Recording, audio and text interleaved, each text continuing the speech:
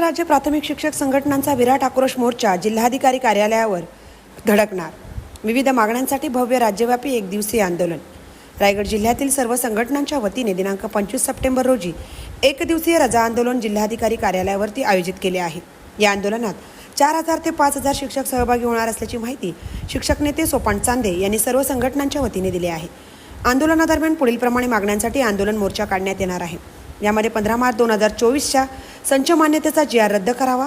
1 November 2005 नंतर लागलेल्या सर्व शिक्षकांना जुनी पेन्शन योजना लागू करावी. मुख्यालय राहण्याची अट रद्द करावी.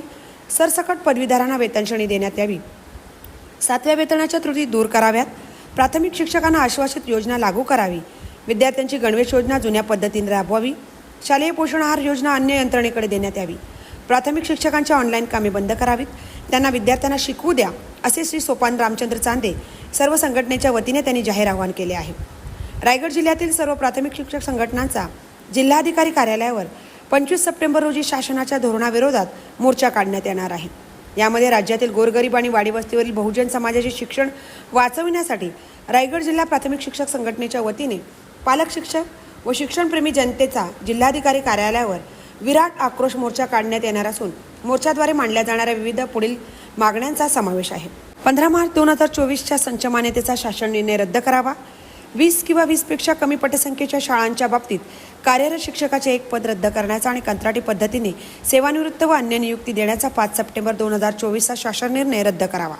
विद्यार्थी आधार कार्ड संबंधाने असणाऱ्या वास्तव अडचणी लक्षात घेऊन आधार कार्ड आधारित शिक्षक पद निर्धारण धोरण रद्द करावे. शैक्षणिक व अशैक्षणिक कामाच्या शासन निर्णयात शिक्षक संघटनांसह चर्चा करून दुरुस्ती करावी. विद्यार्थ्यांना मोफत गणवेश विनाविलंब मिळावेत. 2024-25 वर्षात राबवलेली गणवेश योजना रद्द करून जुन्याच पद्धतीने गणवेश योजना कार्यान्वित करावी. अद्यापही अनेक ठिकाणी पाठ्यपुस्तके मिळाली नाहीत. त्या ठिकाणी तातडीने 100% पाठ्यपुस्तके पुरवावी.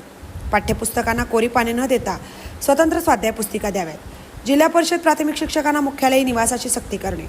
राज्यातील शिक्षकांना 10-20-30 सेवा अंतर्गत आश्वासित प्रगती योजना लागू करावी. सर्व पदवीधर विषय शिक्षकांना सरसकट पदवीधर वेतनश्रेणी मिळावी.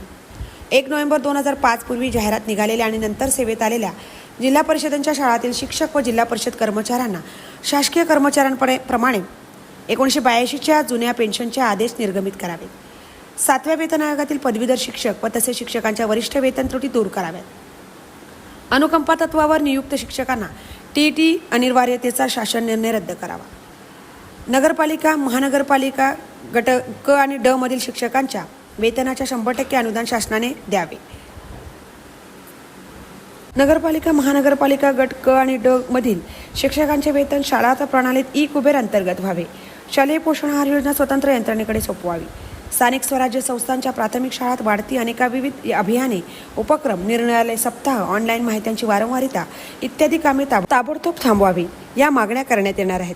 या आंदोलन मोर्चाचा मार्ग जुने जिल्हा परिषद क्रीडा भवन ते जिल्हाधिकारी कार्यालयापर्यंत बुधवार दिनांक 25 सप्टेंबर 2024 दुपारी ठीक 1 वाजता आयोजित करण्यात आल्याची माहिती रायगड जिल्हा प्राथमिक शिक्षक सर्व संघटनांच्या वतीने देण्यात आली आहे. महामुंबई चॅनेलसह धनराज गोपाळ, पोलादपूर.